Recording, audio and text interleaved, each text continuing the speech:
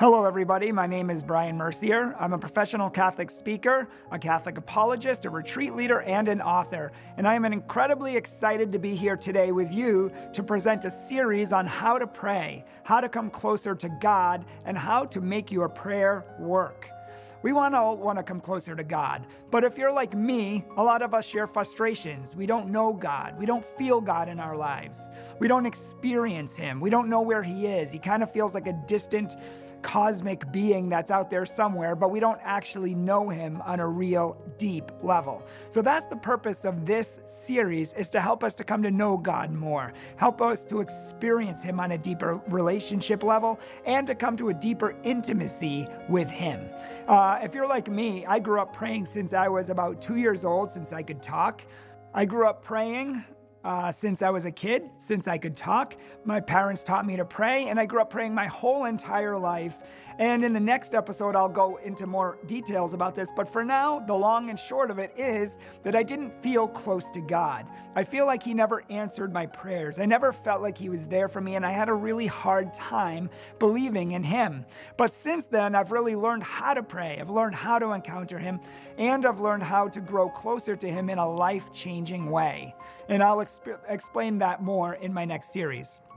I find that most people don't know how to pray because they've never been taught. We've been taught prayers, but we've never been taught how to pray.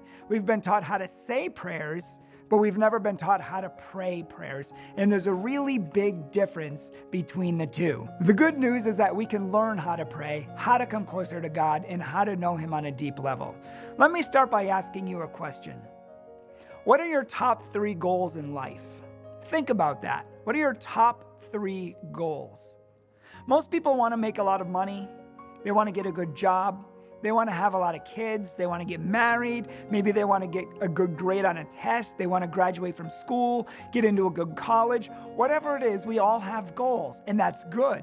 We should have goals because goals get us accomplished. Without goals, we don't achieve. Without goals, we don't make a difference. We don't actually achieve them. So setting goals and creating goals is a really good thing. Now let me ask you a question. Is heaven your goal? Is heaven your goal? If I asked you to list your top 3 goals, would heaven have been one of them? See, heaven has to be a goal in our life as well, or we're not going to get there. We don't just go to heaven.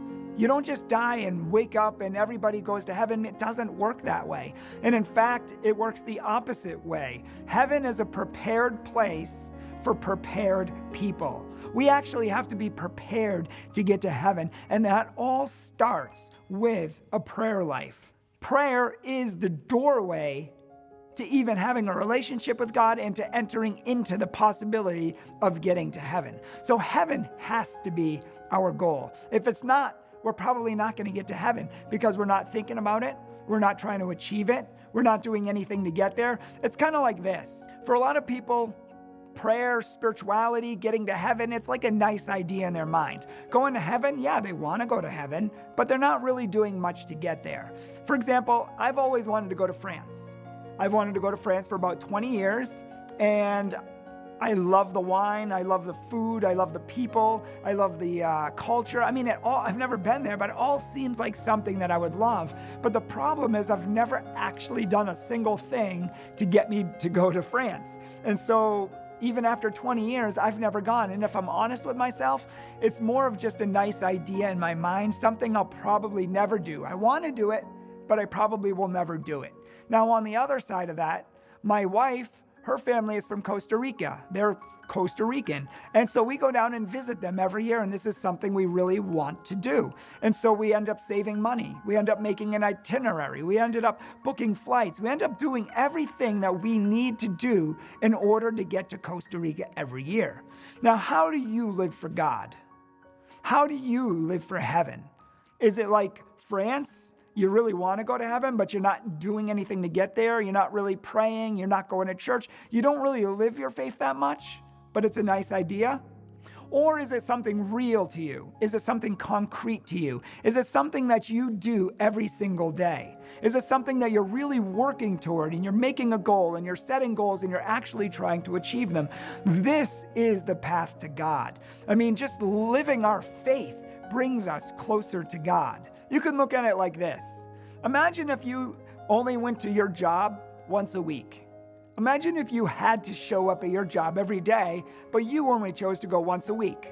Let's say on Sunday for 45 minutes. Would you stay at your job? Let's say that you go to school, and at your school, you decide you don't want to go anymore, you don't want to study anymore, you don't want to take tests anymore, so you actually stop going to school. You want to pass, you want to get good grades, but you don't want to do anything. Let's say that you have a relationship, and at that relationship, you just stop calling the person, you stop dating the person, you stop seeing the person, you don't do anything with them.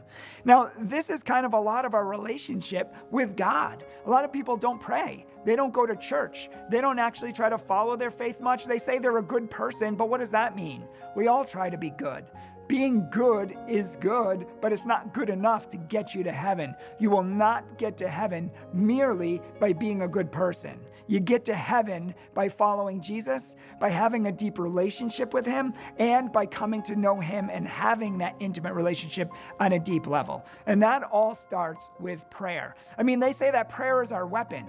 Prayer is our link to God. Prayer is our phone line to God. It's how we connect with him. It's how we're protected from evil. It's how we find life. It's how we find freedom.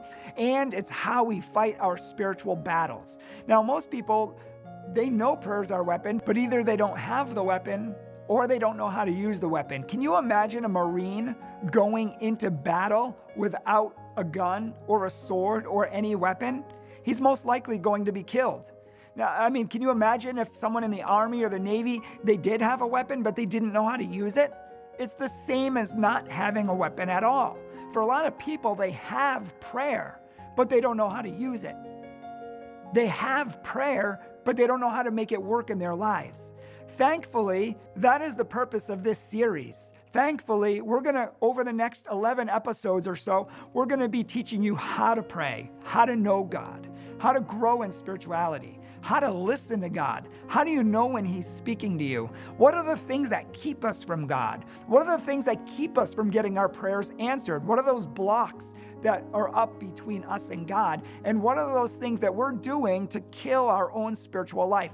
All of this is definitely going to not only help you to pray and know God more, but it's going to give you a better spiritual life. St. Alphonsus Liguori said that prayer is so important that if you pray a lot, there's a good chance that you're going to get to heaven. If you pray a little, there's little chance that you're going to get to heaven. And if you don't pray at all, well, you can fill in the blanks. Prayer is so important. It's literally the foundation of our lives. It's the foundation of our spiritual lives. St. Teresa of Avila wrote a book called Interior Castle, and she described this huge castle filled with a bunch of rooms, filled with a bunch of mansions, so to speak. And at the center of the castle is where we find Jesus. At the center of the castle is where Jesus resides. Most of us start on the outside of the castle. We're on the outside and we don't know how to get inside. We don't really know where we're going. But she says prayer is that door that gets you inside the castle. Prayer is the door that even gets you into relationship with Jesus. That's why it's so important and something we must do every single day. Now, once you're inside the castle, there's many things that you can do to help you come closer to God and to travel through these different mansions. But prayer is the first step. It's the foundation that everything else is built on. Now, many people at this point will be like, well, I prayed my whole life. And I've never experienced God. I've prayed my whole life. I've gone to church. I've done all the religious stuff. And I don't know where God is in my life. I don't see God working. He's never done anything to help me. And I can totally relate to you because I'm the same way. I actually had a hard time believing in God when I reached my teenage years because God never answered my prayers. And in fact, I prayed for certain things to happen and they wouldn't. And I prayed for other things to happen and the exact opposite of what I prayed for happened. So I figured either God wasn't real, God wasn't listening to me, he didn't like me, or maybe I don't know, he's just this old guy with a beard 50 billion light years away, and it takes forever for my prayers to get up to him. That's kind of how I thought about God. That's kind of how I thought God was, but I didn't really know him. So if you experience frustrations in prayer, if you're experiencing doubts in God, if you're experiencing doubts in that he even loves you or that he even answers prayers, I share those same doubts. I've shared those same fears and concerns, and I can tell you that God is real. I can tell you that prayer works, and I can tell you that God knows what he's doing. And in fact, some of my prayers, as you're going to learn in the next episode, I'm glad they weren't answered. God knew much better for me what was best for me and what was best for my life. I only can see 3 seconds in front of my face. I can't even see 5 seconds from now. I don't know what's happening, but yet God can see crystal clear every moment, at every time, everything in the universe, and he knows what's best for me. So this foundation of prayer, this relationship with God, will not only help you to know him on a deeper level, it'll help you to understand him, hear him, and to know why. These things that we question in life, you actually come to know the answers to these things by coming closer to God. The better your relationship with God is, the more you will get your prayers answered, or the better your relationship with God is, the more you will feel him working in your life. The more you will know he loves you. The more you will know how much that he's done for you, how much his presence is all around you. The more you know God, the more you will feel that working in your life. And the more you'll get your prayers answered. Simon Sinek, a popular YouTube sensation, he kind of puts it like this. He kind of gives a couple ideas and says, imagine if you're walking down the street and some stranger comes up to you and says, hey buddy, down the street, there's a great restaurant. You need to go check it out. And there's a great movie that played the other day. You got to go see this movie. And he says, why are you talking to me? You don't know me. Okay, thank you. Okay, move on. And that's kind of the way we treat strangers. Now, if your best friend comes up to you and says, hey, I just ate at this great restaurant. Oh, and there was a great movie. You should do a movie and dinner night. Just go see this movie and go out to this restaurant. You will have the best time of your life. We'll take the recommendation of a friend because we know the friend. We have trust, we have connection, we have an establishment. We know this person, so we're willing to trust them and do what they want us to do. Likewise, if a friend comes up and asks you for $100 and says, I really need this, could you please help me out? I'll pay you back next week. I'm strapped for cash right now and I really need to pay this bill. I need $100. Could you help me out? And you say, sure, I'll be happy to help you out. You're my friend, and I know you're good for it. I know you'll pay me back, and I know you'll give it to me. Now, what would happen if there's a stranger on the street that comes up to you and taps you on the shoulder and says, hey, buddy, I need $100. Can you give me $100? You'd say, no, I don't give money to strangers. He's like, oh, but I really need $100. I don't give money to strangers. And so you probably wouldn't give it to him because you don't know him. So it's the same thing with our relationship with God. In our relationship with God, God answers those people more so who know him, who have a relationship with him, who have that connection, who have that trust, who have that intimacy with him. You're much more likely to get your prayers answered than if you're a stranger and you only treat God like Santa Claus. You have a laundry list of stuff you want and you just say, here, God, here's my intentions. I only pray when I need something. I only pray when I'm in trouble. I only pray when I want you to help me. Strangers do that. Strangers and people on the street, homeless people come up and ask you stuff when they don't even know you. But with someone who does know you, who has a deep relationship with you, a good friend, a family member, something like that, we're much more likely to give them what they ask for. And the Bible says it's the same thing with God. The more we know God, the more we come closer to him, the more we have a relationship with him, the more I can promise you that you will see him working in your life and you will see your prayers answered. That's how the relationship works. We give to God and he gives to us. And in fact, he gave to us first. He gave everything on the cross. He died for us. He poured out all his body, all his blood. He gave everything. How much do you give to him? Is heaven your goal? And are you living for God? Or are you living for yourself? Think about that after this video.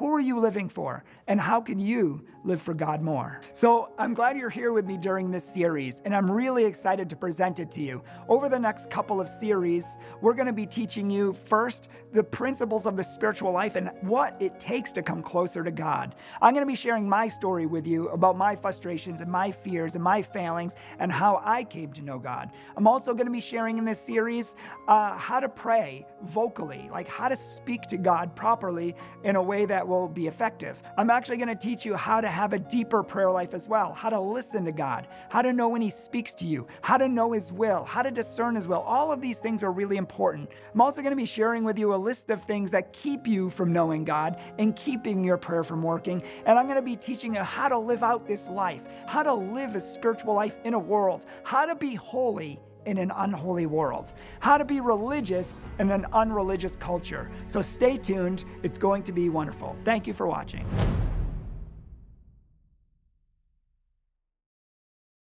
To all of the viewers of Shalom TV throughout the world, I want to encourage you not only to support this amazing media apostolate, but to spread the word to others. We all know how the internet and mass media are polluting the world with the poison of pornography and so much other forms of materialism. This is the source of eternal life, the gospel, and Shalom TV is consecrated to spreading the word of Christ. Thank you. Shalom World, God's own channel.